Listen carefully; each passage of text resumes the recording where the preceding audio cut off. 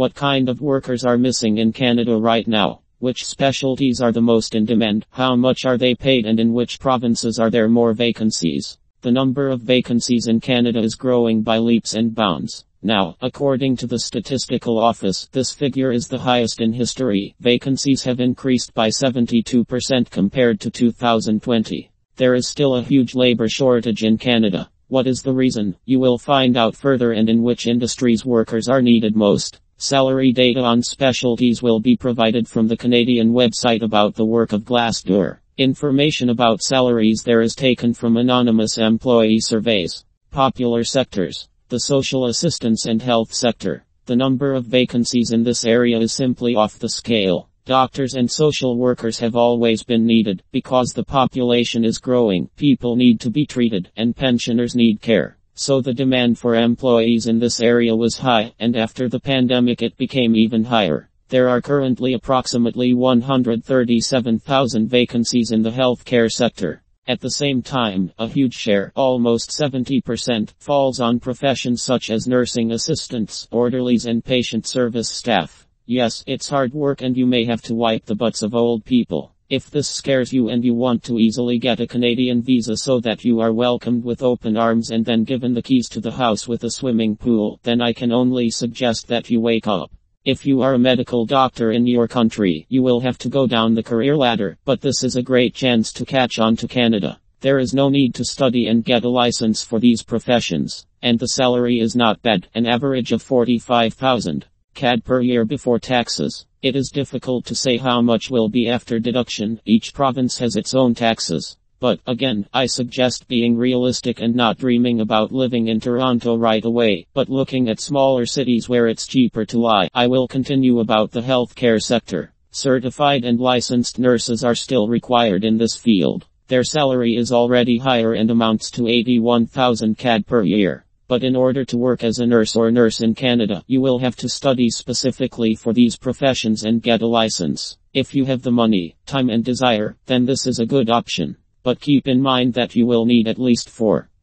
Training and accommodation 25,000 or 30,000 CAD per year. I would rather look first for a job in a profession that does not require a license, the same orderly. And then, when you have permanent residence, the cost of studying in Canada will be 2 or 3 times lower for you. The following are builders. Of course, where without them, the need for these specialists is quite obvious. Canada is developing, building up, and it needs workers. The locals are used to greenhouse conditions and are not eager to work on a construction site. In the construction sector, construction assistants and handymen are especially needed. Their salary is on average 63,000 CAD per year. Also, carpenters are needed in Canada. They get a little more, 64,500 CAD. If you are not afraid of such a job, then you can safely look for vacancies. Next on the list are manufacturing and retail. There are 87,400 vacancies in these areas, just some record number for these industries. In the manufacturing sector, Canada needs food processing specialists most of all. They earn a little on average.